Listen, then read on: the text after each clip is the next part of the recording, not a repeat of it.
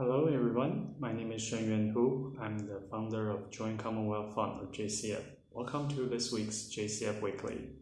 Today we're going to talk about why Universal Basic Income or UBI is likely to happen.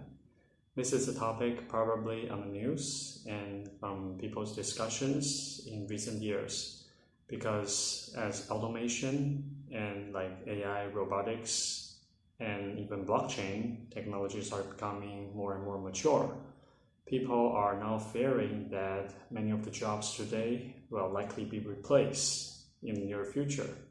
So people such as Facebook's Mark Zuckerberg, Tesla's Elon Musk, and even the inventor of World Wide Web, Sir Tim Berners-Lee, they've all publicly, supported universal basic income in one form or another.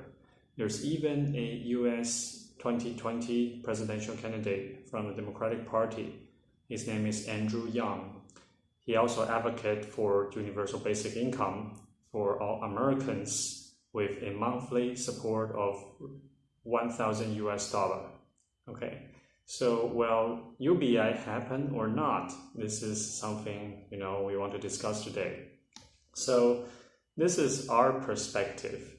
We actually believe that your universal basic income will happen in the future. Why?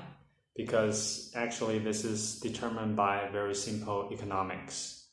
So we all know that the economic values or prices being produced, that's basically according to the laws of supply and demand.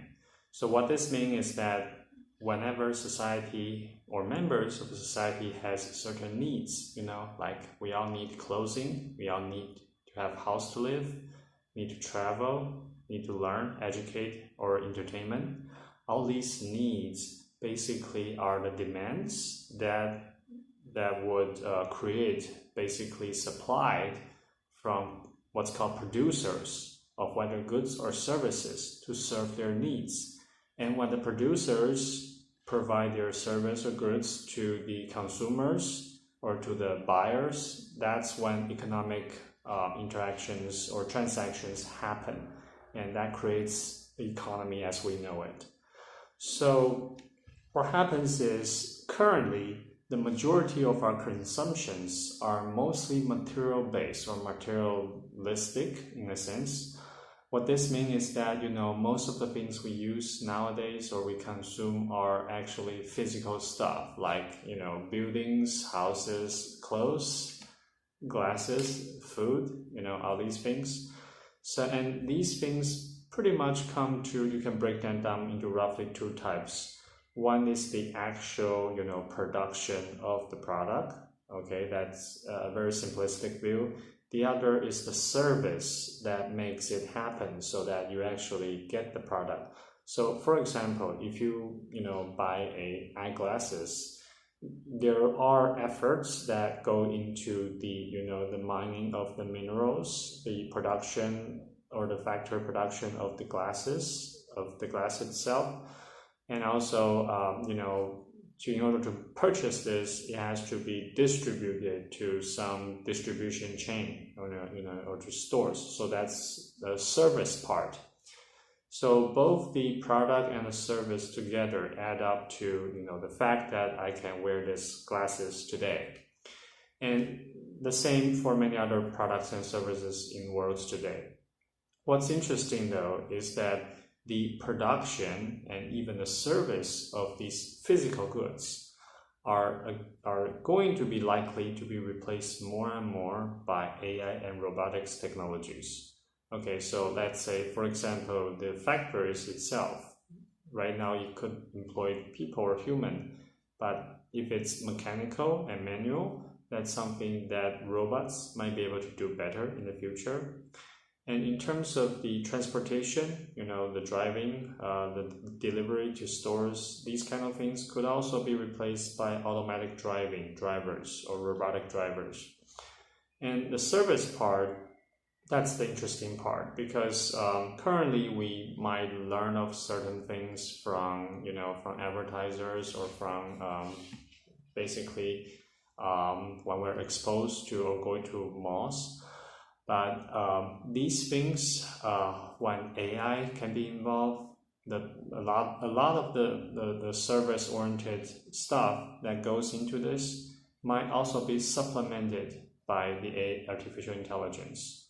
Okay, so in some sense, the roles of human beings in terms of the production of actual goods itself likely will decrease.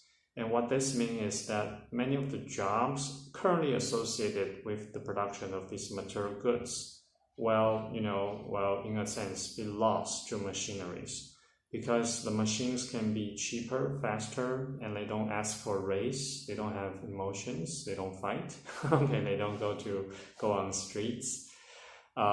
So essentially, people, by nature, we tend to seek more and more, efficiency, and in terms of how to produce things. So the current situation we're seeing now or experiencing now with potentially AI, robotics replacing many of our works, that's actually the result of a natural human tendency that we want more with less. We seek better productivity.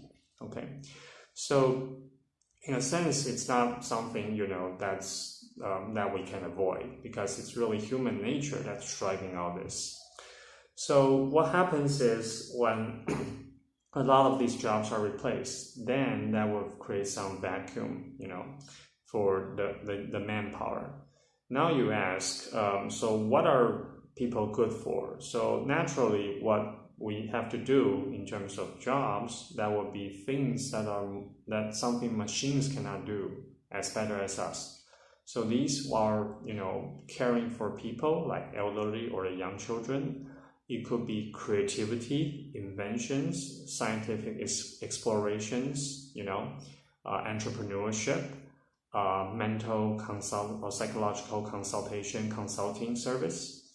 All these kind of things are something robots or AI may not be better in the near future.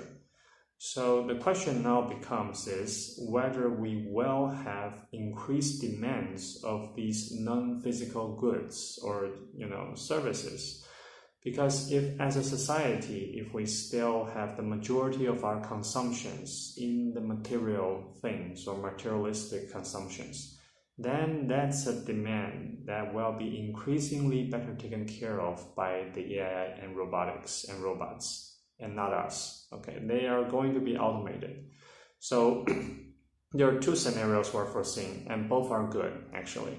So in one scenario that our consumption patterns don't change much, we still consume predominantly materialistic stuffs, then what that means is that, the automation will take place of that, will take care of that, and many jobs will be lost. But by that time, legislators and people will demand, the people whose job has been replaced, they still need to live, they still need to, also spend money.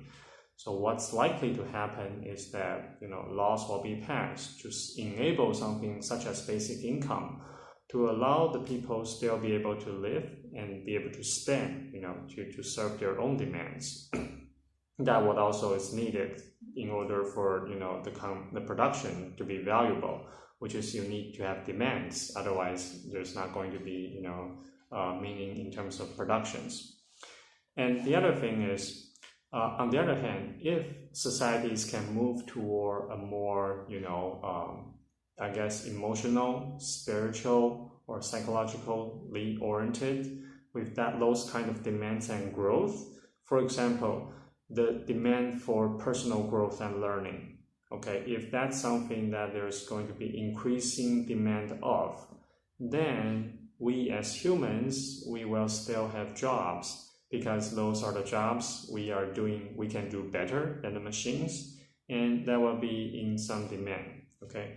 And there are positive signs for this as well. Like one of the things I've noticed is online learning has increased a lot in recent years. Okay, so there is news for hopes. If you like this program, please subscribe our YouTube or click, like our Facebook, and we'll see you next week. Okay, and also please go to visit our jcf.world website.